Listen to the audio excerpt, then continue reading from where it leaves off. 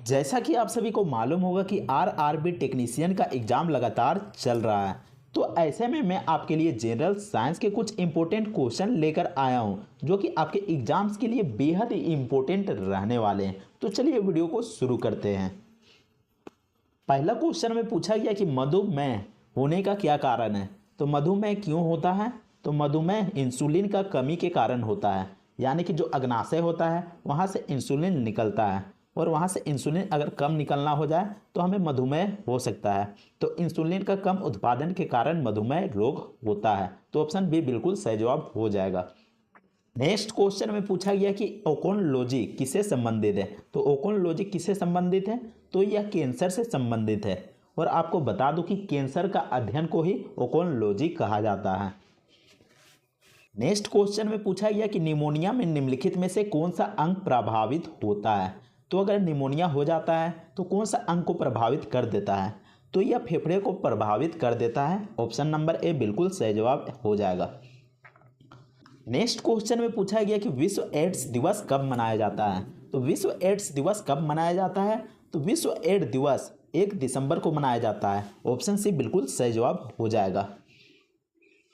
Next question में पूछा गया कि हाइपोकैलेमिया खाली स्थान की कमी के कारण होती है। तो हाइपोकैलेमिया किसकी कमी के कारण होती है। तो इसका जवाब हो जाएगा ऑप्शन नंबर डी पोटेशियम की कमी के कारण। नेक्स्ट क्वेश्चन में पूछा गया कि प्रेस बायोपिया जिसको जरा दूरदृष्टि के नाम से जानते हैं, निम्नलिखित में से किस प्रकाशिक लेंस द्वारा ठीक किया जाता है। तो किसके द्वारा ठीक किया जाता है। तो इसका जवाब हो जाएगा ऑप्शन नंबर सी द्विफोक्सी लेंस के द्वारा। ऑप्शन नंबर सी बिल्कुल सही जवाब हो जाएगा। नेक्स्ट क्वेश्चन में पूछा गया कि ऑस्टियोपोरोसिस से कौन सा शरीर का अंग प्रभावित होता है। तो ऑस्टियोपोरोसिस हड्डी से संबंधित एक रोग है जिसमें हड्डियां कमजोर होने लगती है। तो इसका जवाब हो जाएगा ऑप्शन सी बिल्कुल सही जवाब हो जाएगा। नेक्स्ट क्वेश्चन में पूछा गया कि हेपेटाइटिस किसके कारण होता है। तो हेपेटाइटिस रोग किसके कारण होता है। तो यह वायरस के कारण होता है। ऑप्शन नंबर बी बिल्कुल सही जवाब हो जाएगा। नेक्स्ट क्वेश्चन में पूछा गया कि विल्सन रोग जो कि आनुवांशिक विकार है जिसके कारण शरीर में अत्यधिक मात्रा में जमा हो जाता है। तो क्या जमा हो जाता है जिससे कि विल्सन रोग हो जाता है और जिससे लीवर और मस्तिष्क दोनों प्रभावित होने लगते हैं। तो क्या अधिक जमा होने के कारण विल्सन रोग हो जाता है। तो इसका जवाब हो जाएगा ऑप्शन नंबर ए कॉपर, जिसको तांबा भी कह सकते हैं। अगर हमारे शरीर में अधिक तांबा जमा हो जाएगा तो हमें विल्सन रोग हो सकता है। तो ऑप्शन ए बिल्कुल सही जवाब हो जाएगा। अगले क्वेश्चन में पूछा गया कि चेचक के टीके की खोज किसने की थी। तो चेचक का जो टीका था उसका खोज सबसे पहले किसने किया था। तो इसका जवाब हो जाएगा एडवर्ड जेनर ने। ऑप्शन नंबर सी बिल्कुल सही जवाब हो जाएगा। अगले क्वेश्चन में पूछा गया कि किस विटामिन की कमी के कारण रतौंधी रोग होता है। तो किसके कारण होता है। तो विटामिन ए की कमी के कारण रतौंधी रोग होता है। ऑप्शन नंबर बी बिल्कुल सही जवाब हो जाएगा। नेक्स्ट क्वेश्चन में पूछा गया कि बिडाल टेस्ट से किस रोग की पहचान की जाती है। तो बिडाल टेस्ट से किस रोग की पहचान की जाती है। तो इसका जवाब हो जाएगा टाइफाइड की। ऑप्शन नंबर ए बिल्कुल सही जवाब हो जाएगा। नेक्स्ट क्वेश्चन में पूछा गया कि निम्न में से असंक्रामक रोग कौन सा है।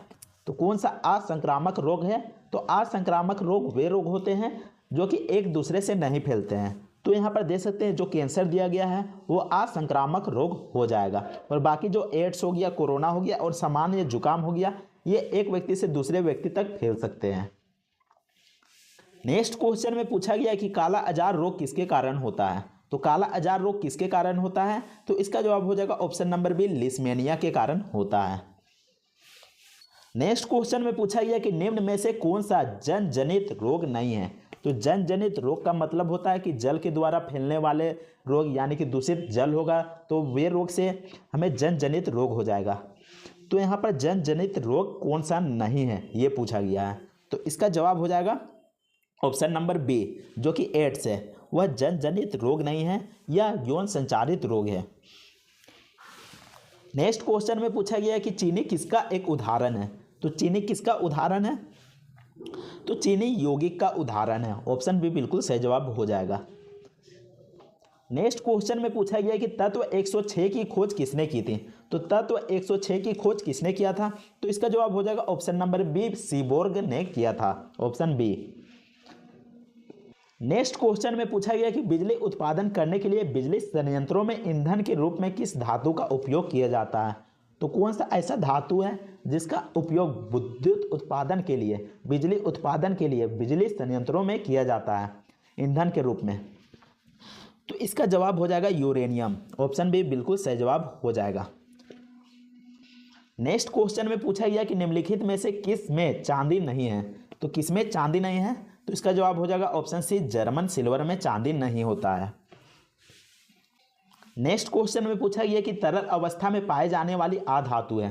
तो तरल अवस्था में पाए जाने वाली आधातु कौन सी है, तो यहाँ पर हो जाएगा option number A bromine. Next question में पूछा गया कि स्लेग यह नाम किसे दिया गया था। तो स्लेग का नाम किसको दिया गया था, तो इसका जवाब हो जाएगा ऑप्शन नंबर डी गलित कैल्शियम सिलिकेट को। अगले क्वेश्चन में पूछा गया है कि कांस्य खाली स्थान की मिश्र धातु है। तो कांस्य किन किन चीज़ों से बना होता है, तो यह आपका बना होता है तांबा और टीन से। तो ऑप्शन ए बिल्कुल सही जवाब हो जाएगा। नेक्स्ट क्वेश्चन में पूछा गया है कि मानव शरीर में प्रोटीन का पाचन निम्नलिखित में से किस अंग से शुरू होता है। तो प्रोटीन का पाचन किस अंग से शुरू होता है, तो यह अमाशय से शुरू होता है। तो ऑप्शन डी बिल्कुल सही जवाब हो जाएगा। नेक्स्ट क्वेश्चन में पूछा गया कि कौन एक प्लाज्मा प्रोटीन नहीं है। तो कौन सा ऑप्शन में प्लाज्मा प्रोटीन नहीं दिया गया है, तो देख सकते हैं कि यहाँ पर ऑप्शन नंबर ए हिपेरिन जो कि प्लाज्मा प्रोटीन नहीं है। अगले क्वेश्चन में पूछा गया है कि हमारे शरीर के किस अंग में आरबीसी यानी कि रेड ब्लड सेल का निर्माण होता है। तो रेड ब्लड सेल का निर्माण हमारे शरीर में किस अंग में होता है, तो इसका जवाब हो जाएगा ऑप्शन सी अस्थि मज्जा में होता है। Option C. अगले क्वेश्चन में पूछा गया कि किस शारीरिक प्रक्रम से थ्रोम्बिन का संबंध है। तो थ्रोम्बिन का संबंध किससे है, तो इसका संबंध है रक्त जमाव से। ऑप्शन बी बिल्कुल सही जवाब हो जाएगा। नेक्स्ट क्वेश्चन में पूछा गया कि HCG ह्यूमन कोरियोनिक गोनाडोट्रोपिन का स्राव निम्नलिखित में से किससे होता है। तो किससे होता है, तो ये होता है गर्भनाल प्लेसेंटा से। ऑप्शन बी बिल्कुल सही जवाब हो जाएगा। नेक्स्ट क्वेश्चन में पूछा गया कि स्टीरॉयड हार्मोन्स की आणविक रचना लगभग किसकी आणविक रचना जैसी होती है। तो इसकी रचना किसकी जैसी होती है, तो इसका जवाब हो जाएगा ऑप्शन नंबर ए कोलेस्ट्रॉल की जैसा। ऑप्शन ए बिल्कुल सही जवाब हो जाएगा। नेक्स्ट क्वेश्चन में पूछा गया कि बारूद का आविष्कार किसने किया था। तो बारूद का आविष्कार किसने किया था, तो इसका जवाब हो जाएगा ऑप्शन ए रोजर बेकन ने। ऑप्शन ए बिल्कुल सही जवाब हो जाएगा। अगले क्वेश्चन में पूछा गया कि वाणिज्यिक उर्वरक में से कौन सा तत्व सबसे कम पाया जाता है। तो कौन सा तत्व वाणिज्यिक उर्वरक में सबसे कम पाया जाता है, तो इसका जवाब हो जाएगा सिलिकॉन जो कि सबसे कम पाया जाता है। उम्मीद करते हैं कि आपको यह वीडियो पसंद आया होगा। अगर वीडियो पसंद आता है तो वीडियो को लाइक जरूर कीजिएगा। इसके अलावा चैनल को भी सब्सक्राइब जरूर कर लीजिएगा। तो मिलते हैं नेक्स्ट वीडियो में, तब तक के लिए जय हिंद, वंदे मातरम।